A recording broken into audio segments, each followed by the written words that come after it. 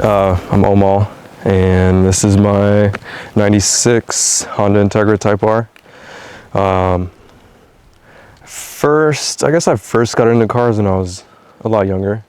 Growing up in elementary school on the school bus, a lot of my friends and I, we'd see cool cars drive by and we'd play that, oh, that's my car game, that's my car, this is my car.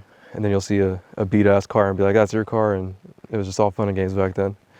But I guess early on, I just always had, I guess, just a hobby with cars. I've always liked cars. I've always liked even like getting toy cars as gifts and putting them together and just messing them up, crashing them into walls and shit. And then just growing up, I feel like as the years went by, I started to figure out what I liked, and that was quality. And I didn't really get into Hondas. I didn't know I was gonna get into Hondas until I'd say high school.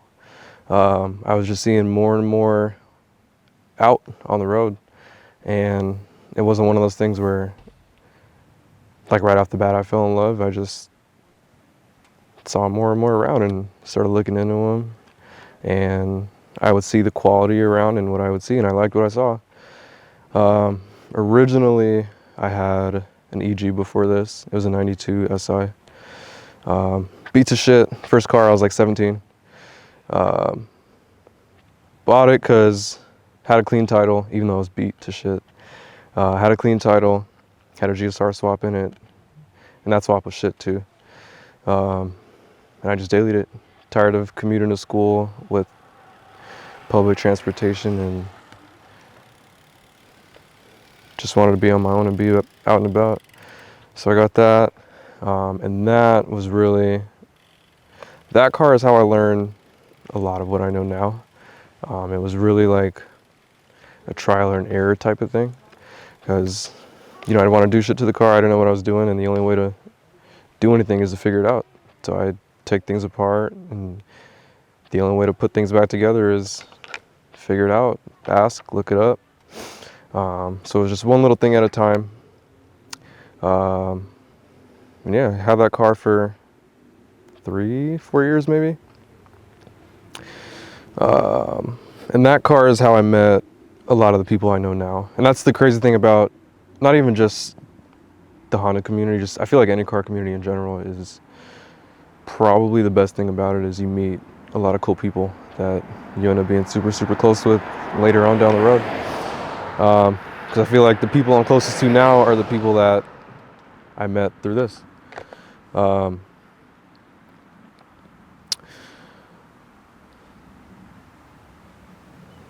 and I met like Don, for example. Don, super cool guy.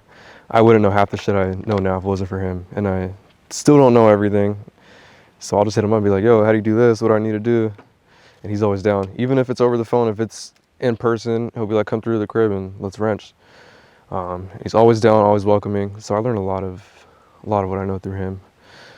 I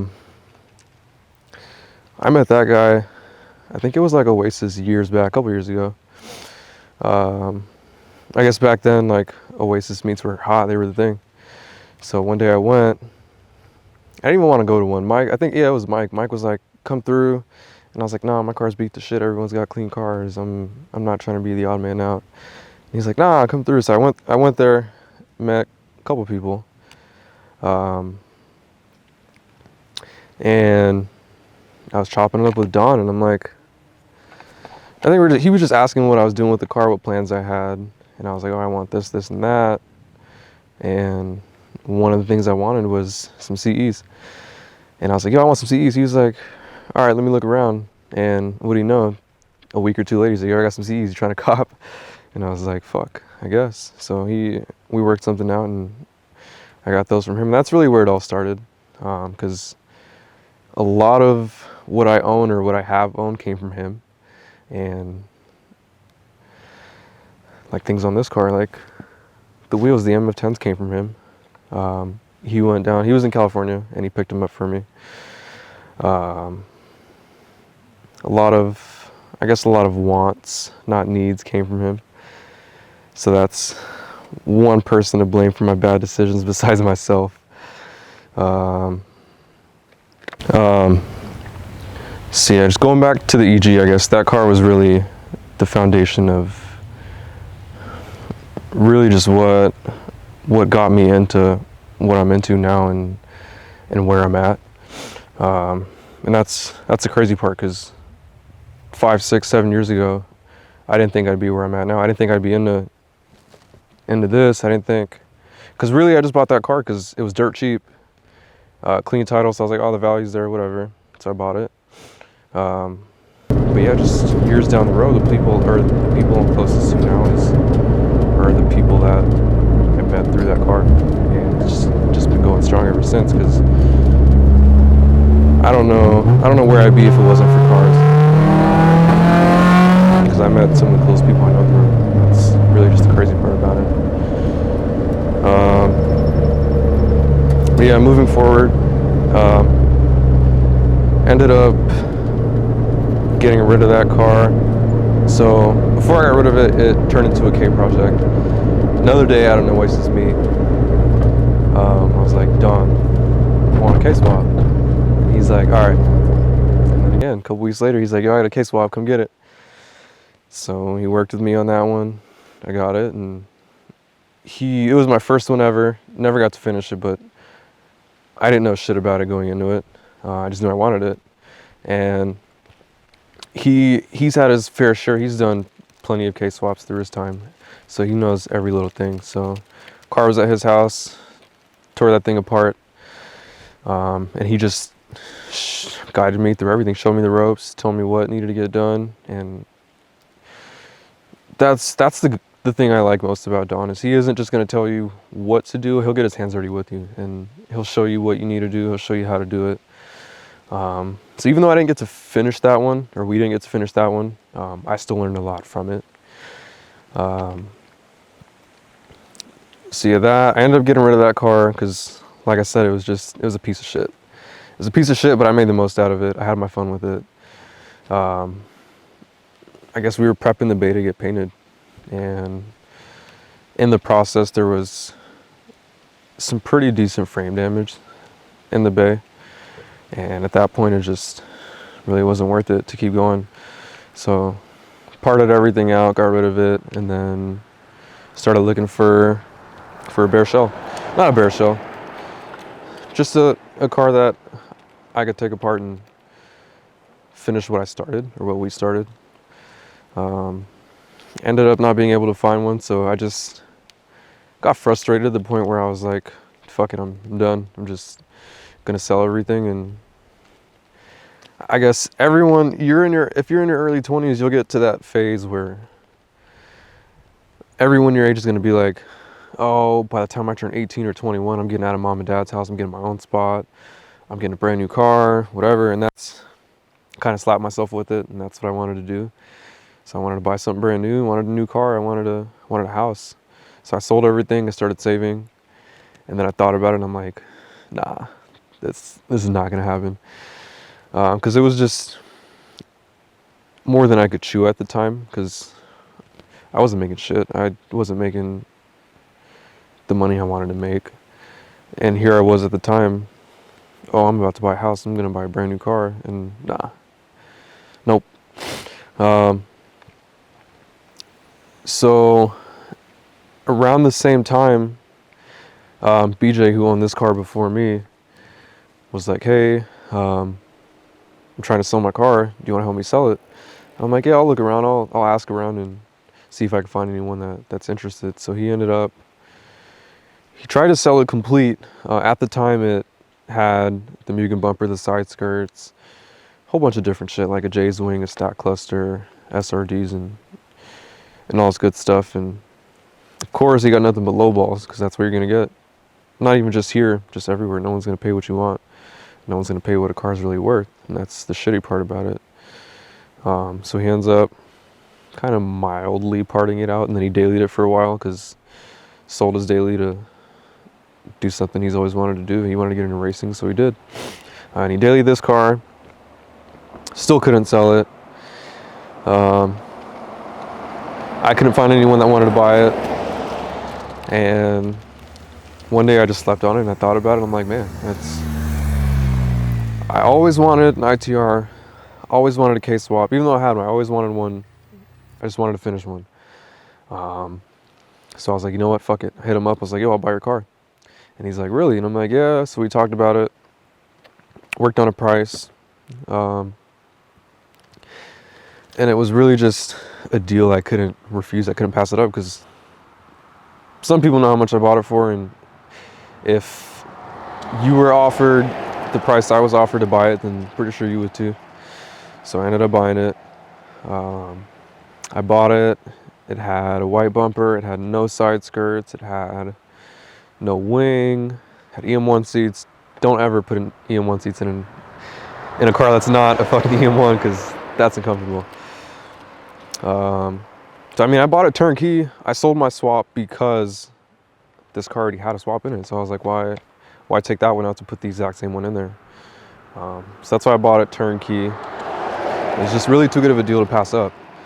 So I bought it and I've had it for maybe a year and a half, maybe more. Yeah, I think a year and a half.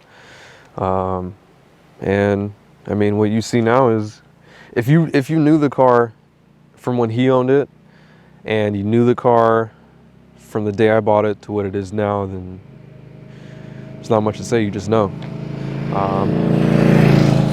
Some people don't. Some people don't and won't realize what was put in to get it to where it is now. And I'll be straight up, it wasn't just me. This car would not be where it is now if it wasn't for the people that put their time in and got their hands dirty. It was myself, it was Don, it was Thomas. Shout out to Thomas. Thomas got day in and day out, he was always down to get his hands dirty with me. And I set myself a goal to make it to Wekfest this past year. And we were just grinding nonstop. That whole year and a half I owned it.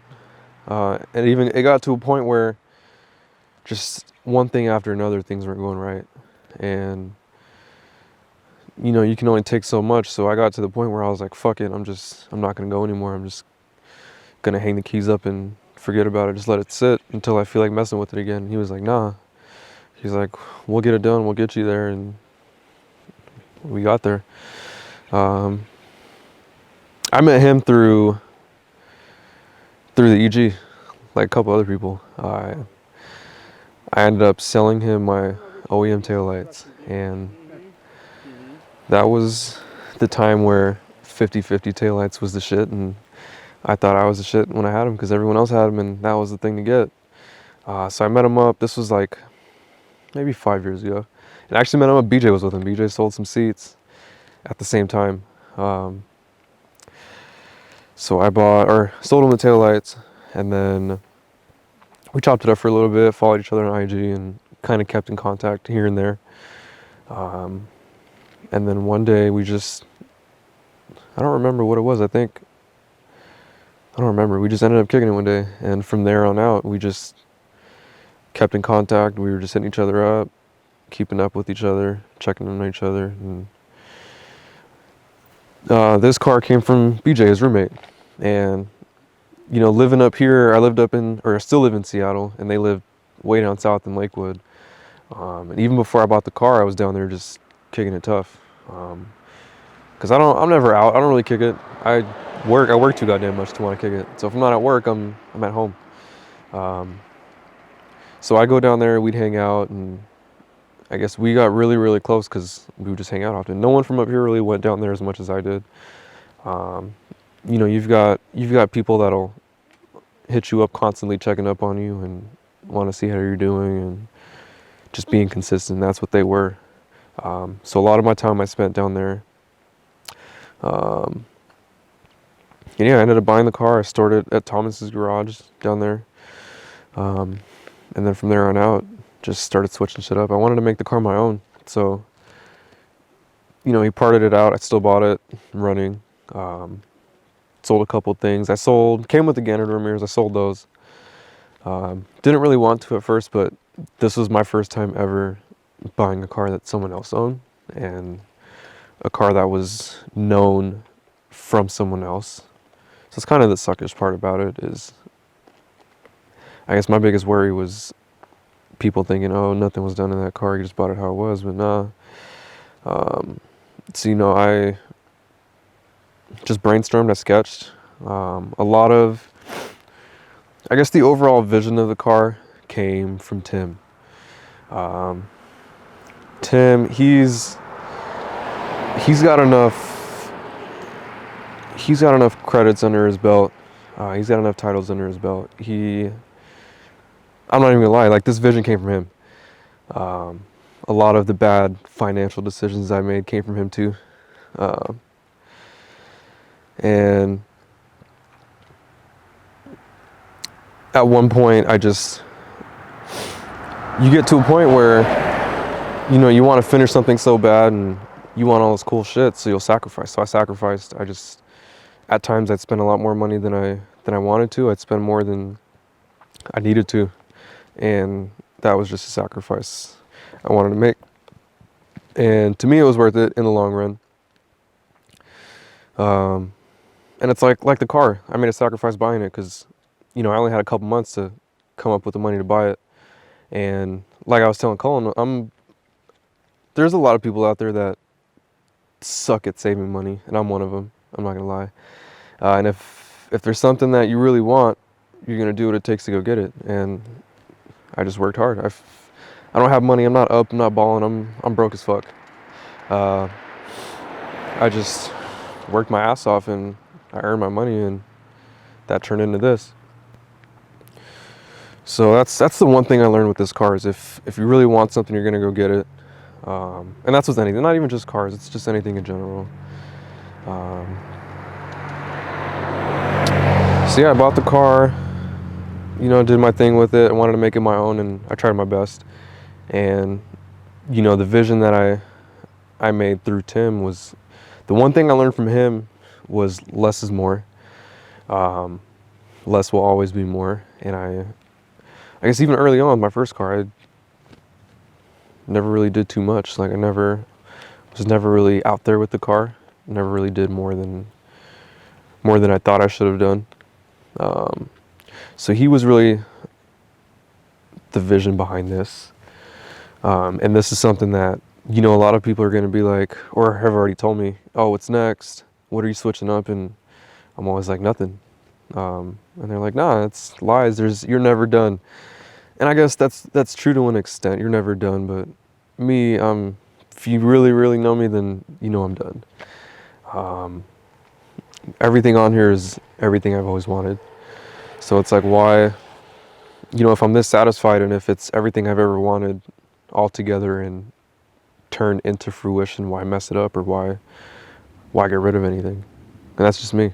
Maybe like I've always wanted the EDM taillights, so maybe those. Other than that, car's done. Maybe a new muffler too. Was just talking to Zach. Shout out to Zach at Under Pressure. He's done quite a bit of work for me. He made the intake on the car, did the exhaust on it, and the muffler's probably the only other thing I'll ever do to it. But that's really it. I have no plans on changing anything, because why change something that's perfect to you? So yeah, that's really just how I got into it and how I got this. And a lot of people know the car from before I owned it, and a lot of people know it for what it is now. And I talk to BJ all the time. I talk to him every day. I just talked to him yesterday. And he's gotten his hands dirty with me on the car even after selling it to me. That's something that I feel like most people that'll sell you a car want nothing to do with it afterwards. But he was always down. Him, Thomas was always down. Don's always down. Mike, Jared detailed the car. He's legit. Shout out to Jared at Top End. He got me right. Even outside of detailing, he's always down to get his hands dirty with me. Because I had issues like, I put the brakes on and I couldn't bleed them myself, and he was down to get his hands dirty. Getting shit to fit right, he was there. And even if people aren't there getting their hands dirty with you, even, people's company around the car, because I feel like even if it isn't physical support, the moral support always goes a long way.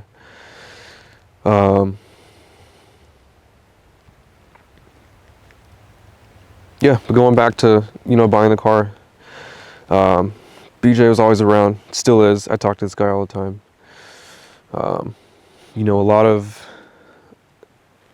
A lot of the advice comes from him. He's probably the top advice giving person that I know when it comes to this car, because he tore this car apart and just redid it. And it's something he's always wanted to do, and he didn't want the car going to someone that wasn't going to take care of it, like some random kid that was just going to fuck it up. And, even though I didn't want it, I'm glad I got it. Glad it stayed in the circle, and just happy to be where I am now. Even outside of cars, like, my close group of friends, we do stuff like not even car related all the time, even though it's hard to get everyone together because everyone's got their own lives going on, whether it's, people have kids, people get married, people start families, and, we don't really get to see one another too often, but when we do, it's like we're picking up where we left off, and it's like we never really distance ourselves. And that's one thing that everyone should cherish is, some people take it personally when you're just not around, and sometimes it's not always personal. It's you've got your own shit going on, and that's all there is to it. So we really mainly just get together around shows or around like whenever everyone's free to kick it, because it's nothing but good vibes, good people, good energy.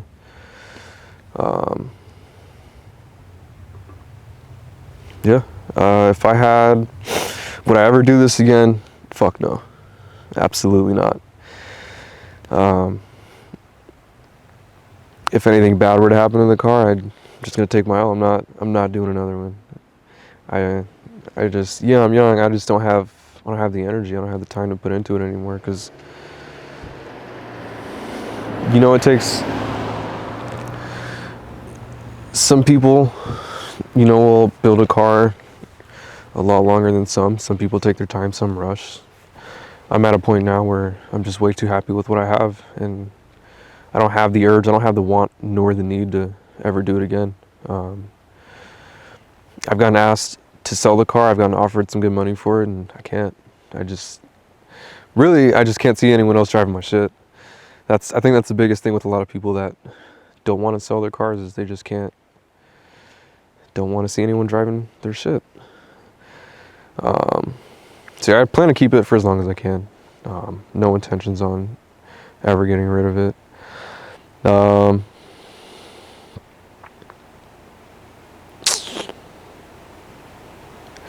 If there is one thing I can tell anyone that wants to get into it, or anyone that's in it and doesn't know what to do, it's just do what you like. Because I feel like a lot of people do what they like. A lot of people do what the hype is. And sometimes when you follow the hype, you get caught up and dragged away from what you actually really like and what you want to do, and you get taken away from this vision that you've always set for yourself. And me, I mean, you can say this is hype, but this is simple. This is what I've always wanted. I can look at this 10 years down the road and be like, it's legit. I fuck with it. And I feel like a lot of people are scared of, or have a fear of what other people think about their stuff. Because people hate. It's everywhere. It's here. It's there. It's all over. I have nothing to validate to anyone. I don't seek approval from anyone. I just, I seek all the advice I can get, and I take bits of things here and there from other people and other people's builds, like Tim, for example. Wheel choice. I mean, I've always wanted these. He's had his fair share. He talked me into biting the bullet on the bad financial decisions end of it. So yeah, shout out to him on that. Because nothing will come into fruition without a vision, and that's the one thing I learned, and that's the one thing I'll never forget. So if you really, really want something and you really want to make something yours, just do you and do what it takes to make it yours, because nothing, you can compare this car to a lot of cars. I mean, a lot of cars look like it, but it's me. Yours is going to be you, as long as you just stick with your own vision and just make yourself happy. That's what it's all about to me. And my biggest thing is just enjoying it. The number one thing that I learned really with this car is just enjoying it. My last car was a daily. I think I just missed what I missed the most about it was just the raw, like, street feel it had to it, because I drove that shit every day, rain, snow, and shine. And it's never left me stranded. It's never did me dirty. And this car, I was storing it. I live in Seattle. I was storing it in Spanaway, so it was like, because I don't have a garage at home, so I was storing it, an hour, sometimes an hour plus in traffic. So if I ever needed to do anything to it, if I ever needed to grab it, I had to drive an hour to go get it. And I made sure that every time I was down there, if the shit wasn't broken, then I'd drive it. And that's what I feel like cars are for. Cars are meant to be driven. Some people, I'm not going to knock people that don't. Some people will pull theirs out once a year, once, maybe twice. Me, I just like driving it. You don't want to spend all this money and all this time to not enjoy, even if it's something that you didn't create from scratch, something that you own. So every chance I get, I mean, it's a lot closer to home now. I just moved it. It's like 20 minutes from me now. So, every chance I get, I take it and I enjoy it. And I put the car through hell. I beat the shit out of it. Everyone that knows me knows every chance I get, I'm on rev limiter. It was built to be enjoyed. It's functional. That's what I like about it. It's got a K in it. It's got some decent suspension. It drives nice. It rides nice, and it's fun. So going to the motor setup, it's got an 04 Type S swap. Just basic bolt-ons. Motor hasn't been touched. It's 100% stock internally. Made decent power. Made 230 almost, like right around 160 almost. Yeah, every chance I get, I'm on it. Knock